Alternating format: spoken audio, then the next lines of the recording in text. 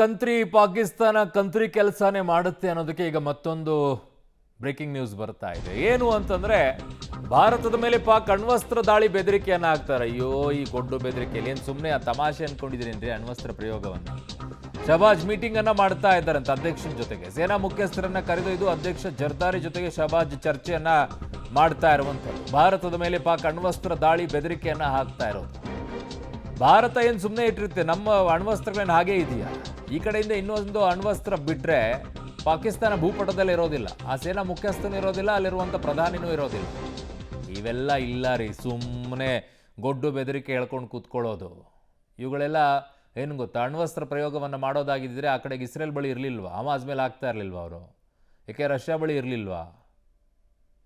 ಎಲ್ಲ ಅವ್ರ ಕಡೆನೂ ಇದ್ದಾವೆ, ಯಾಕೆ ಹಾಕಲ್ಲ ಅವರು? ಅಷ್ಟೆಲ್ಲ ಯುದ್ಧ ನಡೀತಾ ಇದ್ರು ಕೂಡ. ಸಹೋದ್ಯೋಗಿ ಈಗ ಪವಿತ್ರ ನನ್ನ ಸಂಪರ್ಕಕ್ಕೆ ಸಿಗ್ತಾ ಇದ್ದಾರೆ. ಪವಿತ್ರ, ಪಾಕಿಸ್ತಾನದ ಇದೊಂದು ರೀತಿಯಾಗಿ ಕೊನೆಯ ಅಸ್ತ್ರವನ್ನೇ ಮೊದಲನೇ ಅಸ್ತ್ರವಾಗಿ ಇಟ್ಕೊಂಡು ಕೂತ್ಕೊಳ್ಳುವಂಥ ದೇಶ ಅದೊಂದು. ಕಂತ್ರಿ ದೇಶಕ್ಕೆ ಕಂತ್ರಿ ಬುದ್ಧಿನೇ ಬರಬೇಕಲ್ವ? ಇನ್ನೇನು ಬರುತ್ತೆ ಅಂತ ಯೋಚನೆನೇ ಬರಬೇಕಲ್ವಾ? ಅರುಣ್, ಈಗ ಅವ್ರ ಹತ್ರ ಎಲ್ಲವೂ ಕೂಡ ಮದ್ದುಗುಂಡುಗಳ ದಾಸ್ತಾನು ಕೂಡ ಇಲ್ಲ, ಅದು ಕೂಡ ಕಡಿಮೆ ಆಗಿದೆ.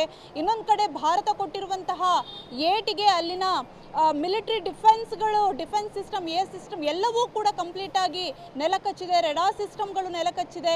ಹಾಗಾಗಿ ಸೇನಾ ವೈಫಲ್ಯದಿಂದ ಅವರು ನಮ್ಮ ಸೇನೆಯನ್ನು ಎದುರಿಸೋದಕ್ಕಂತೂ ಶಕ್ತಿ ಇಲ್ಲ. ಸೊ ಹೀಗಾಗಿ ಅವರು ಹೇಳ್ತಾ ಇರುವಂಥದ್ದು ಅಣ್ವಸ್ತ್ರದ ಒಂದು ಆತಂಕವನ್ನು ಒಡ್ತಾ ಇದ್ದಾರೆ. ಆದರೆ ಯಾವ ರೀತಿ ದ್ವಂದ್ವ ಇದೆ ಅಂದರೆ, ಅಲ್ಲಿನ ಪ್ರಧಾನಿಯವರು ಹೇಳ್ತಾರೆ ಇವತ್ತು ಮಹತ್ತರವಾಗಿರುವಂತಹ ಸಭೆ ಇದೆ, ಅಣ್ವಸ್ತ್ರದ ಬಳಕೆಯ ವಿಚಾರದಲ್ಲಿ ದೊಡ್ಡ ಮಟ್ಟದ ಸಭೆಯನ್ನು ನಡೆಸ್ತೀವಿ ಅಂತ ಹೇಳ್ತಾ ಇದ್ದಾರೆ. ಅದೇ ರಕ್ಷಣಾ ಸಚಿವ ಖ್ವಾಜಾ ಆಸಿಫ್ ಅವರು ಹೇಳ್ತಾರೆ ಇವತ್ತು ಯಾವ ಸಭೆಯೂ ಇಲ್ಲ ಅಂತ ಹೇಳ್ತಾ ಇದ್ದಾರೆ. ಅಂದ್ರೆ ಅಲ್ಲಿನ ಸರ್ಕಾರ ಎಷ್ಟರ ಮಟ್ಟಿಗೆ ಅತಂತ್ರದಲ್ಲಿದೆ ಅನ್ನುವಂಥದ್ದೇ ಗೊತ್ತಾಗುತ್ತೆ. ಒಂದು ಸ್ಟ್ರಾಂಗ್ ಆಗಿರುವಂತಹ ಲೀಡರ್ಶಿಪ್ ಇಲ್ಲ, ಎಲ್ಲಾ ವಿಚಾರಗಳಲ್ಲೂ ಗೊಂದಲ. ಸೊ ಹೀಗಾಗಿ ಅಣ್ವಸ್ತ್ರಗಳ ವಿಚಾರದಲ್ಲಿ ಈ ರೀತಿ ಒಂದು ರೀತಿಯಲ್ಲಿ ಹಾದಿ ಬೀದಿಯಲ್ಲಿ ಆಟಿಕೆಯ ರೀತಿಯಲ್ಲಿ ಹೇಳಿಕೆಯನ್ನು ಕೊಡ್ತಾ ಇರುವಂಥದ್ದು ನಿಜಕ್ಕೂ ಕೂಡ ಹಾಸ್ಯಾಸ್ಪದ ರೀತಿಯಲ್ಲಿ ಕಾಣಿಸ್ತಾ ಇದೆ. ಎಲ್ಲರಿಗೂ ಕೂಡ ಜಾಗತಿಕ ಮಟ್ಟದಲ್ಲಿ ಗೊತ್ತಿದೆ ಅಣ್ವಸ್ತ್ರ ಬಳಕೆ ಅಷ್ಟು ಈಸಿ ಅಲ್ಲ ಅನ್ನುವಂಥದ್ದು. ಇನ್ನು ಭಾರತ ಅಣ್ವಸ್ತ್ರದ ವಿಚಾರದಲ್ಲಿ ಈಗಾಗಲೇ ಒಂದು ನೋ ಫಸ್ಟ್ ಯೂಸ್ ಅನ್ನುವಂತಹ ಒಪ್ಪಂದವನ್ನು ಕೂಡ ಮಾಡಿಕೊಂಡಿದೆ. ಜೊತೆಗೆ ಆಯ್ಕೆಯನ್ನು ಮುಕ್ತವಾಗಿ ಇಟ್ಟುಕೊಂಡಿದೆ.